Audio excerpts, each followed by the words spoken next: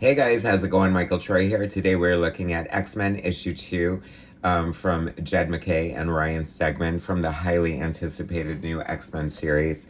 Full disclosure, if you watched my review of issue 1, it was very mixed. And I have to say, what a difference an issue makes, because this is so much better. I love this issue. It is so fantastic.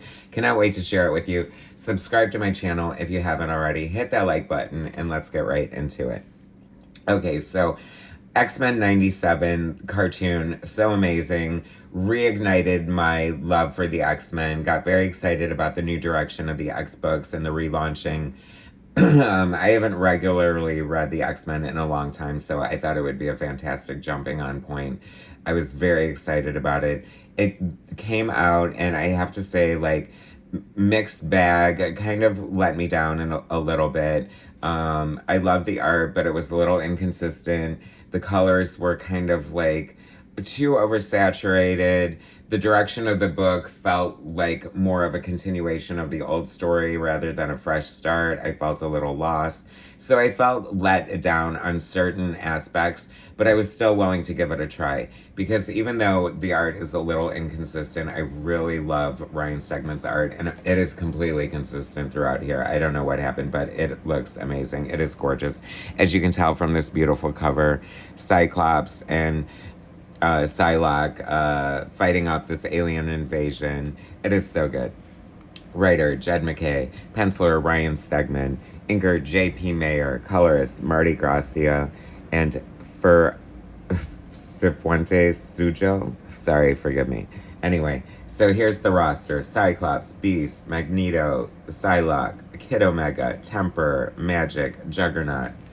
You know, it's so funny. I don't know if I had time to let it sink in or whatever, but I'm enjoying this so much better. I mean, look at how great the art is. It is beautiful. It is highly detailed. It is so nice to see a penciler anchor team of Ryan Stegman and J.P. Mayer.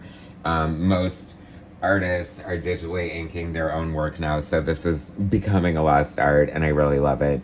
A lot of the indies still pencil and ink their own books, so it's still out there. So it's nice to see it in the mainstream books.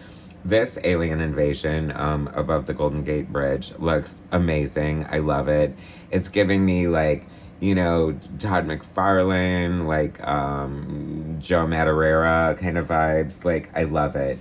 Is that retro now? I don't know. Compared to the current styles. See, this is the style that I love and that I'm looking for. You know, I bitched about the new Uncanny X-Men. Even though the art looked good, there's a lot of sameness in a lot of the Marvel titles. And so it is really nice to see this art by Ryan Stegman. He is one of their superstars for sure, and his art is definitely standing out, and I love it. Marty Gracia loves the color purple. Not the movie, the color purple. I don't know, he might love the movie. Who knows? But very much used throughout the book, and I really love it. It's such a beautiful palette. Very bright and shiny. I was like not excited about the Juggernaut. For an old school reader like me, Juggernaut is like one of their enemies, so it's weird for him to be on the team. And then pairing him with Magic, I feel like was weird. I had mentioned that I feel like they're kind of serving the same purpose, like the dark, mysterious, weird muscle of the team. But they're really growing on me. I love them. I love the aesthetic of Juggernaut. Very much reminds me that famous scene that is like notably the reason why Todd McFarlane quit Marvel Comics, allegedly, when they censored the scene where he had Shatterstar from the X-Force, New Mutants, whatever, stab Juggernaut in the eye, and they edited it and it looked terrible, and Todd was pissed. But anyway, his Juggernaut is reminding me of that. Sorry about the tangent, but that's your little nugget of wisdom for the video. Look at this. This is so awesome. I have to say, though, and this reminds me of like old school dialogue. I don't know. I've always been aware, as a gay reader, I've always been aware of this, just because, you know, you have to put up with like this straight comments. I don't know. It's so stupid. Like, but, you know, just like but Cyclops says the weirdest things. She's like, are you worried about the little green man, Cyclops? I don't like Ilyana's personality. Like, I don't get it. Like, I don't think they get it either. Like, they're trying to make her into this weirdo who grew up in a demon dimension, and I don't know, like, maybe he's trying to find her voice, but I don't know. I'm not liking the sound of it so far. But anyway, Cyclops says, worried, I have two wildly dangerous women with enormous swords looking out for me. When I was 13, I thought this was what heaven looked like. Okay. I don't know, like, okay. I don't know why, but stupid, right? Anyway, I don't know, maybe I've got a good chuckle out of the 12 and 13-year-olds reading it. I'm not sure. But anyway, I digress. It's not like a deal breaker. Like, look how cool the Juggernaut looks. And I have to say, like, I am not down for the type of character that Kid Omega is. Like, too cool for school. Like, total ass with the sarcastic remarks for days. And I'm just like, I'm an asshole to be an asshole, and I have to consistently be an asshole.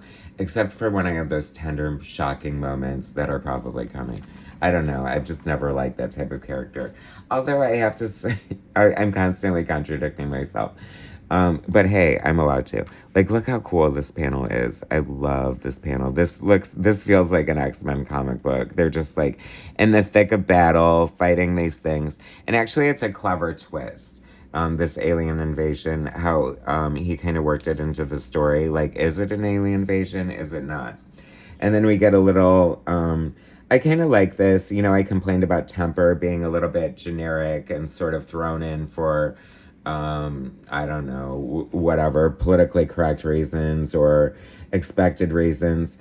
But here I go, contradicting myself again.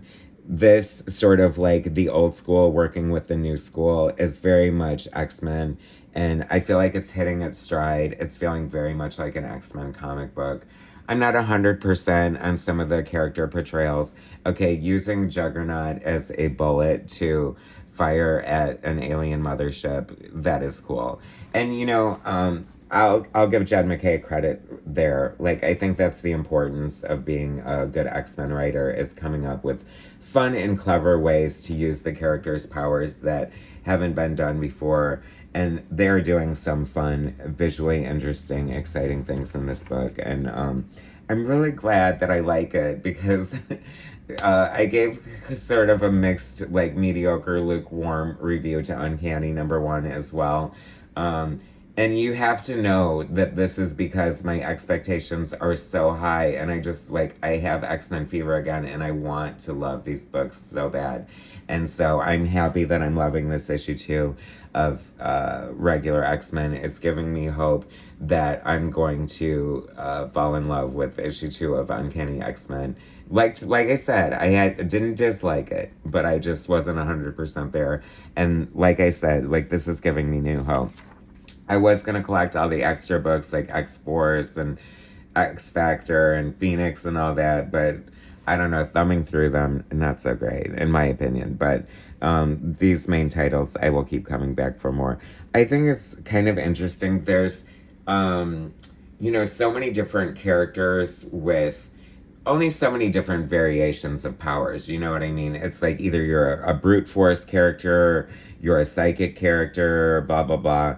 But it's weird. So Psylocke's infamous psychic knife has morphed into her psychic sword, I guess, which looks kind of weird, but kind of cool at the same time. And then Magic has her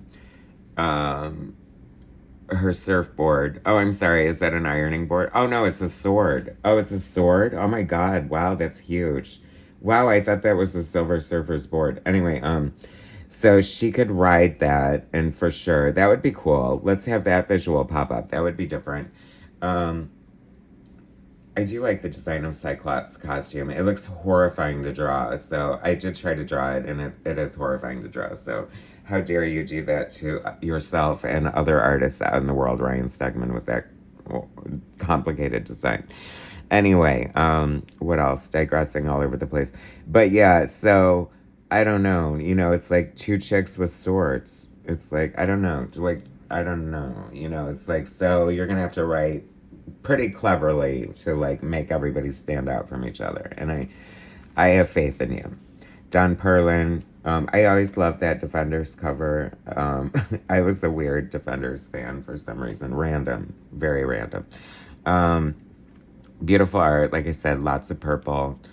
I'm expecting Oprah. I'm just kidding. So this is like the mutant that they don't go discover. Also feeling like a very much like a classic X-Men story in the way that they catch wind or are made aware of a new mutant with powers. The interesting twist in this storyline happening, and once again credit for coming up with something original, is that people are getting their powers older and mutants are supposed to hit around puberty. So there's a mystery there. I wonder what it is. Anyway, I will be back 100%. I also dogged like the weird Magneto in the suit with the turtleneck and the helmet. But this last page won me over on him. I don't know. He just looks cool sitting there like weird freak with the helmet on. Like, what are you doing, bad guy? Anyway, I am so here for this. I love this. I apologize for my lukewarm reviews of issue 1. Maybe it wasn't that lukewarm. I don't know, but it was mixed. But, you know, I have to be honest in my reviews, and I honestly love this so much. It is so good. I'm so glad I stuck with it. You guys already know, if you're watching this, how good it is probably already, because you all love it, and it's selling well, and it's doing good, and I'm happy that the X-Men are back with a vengeance, because when the X-Men are doing well, the comic book industry is doing well. And I thank you all for watching and subscribing and sharing this content to help spread the good words of comic positivity and get more comics into the world and all that kind of good stuff. Thanks for watching. Subscribe, hit like, and I will bring you more soon. Thanks, guys.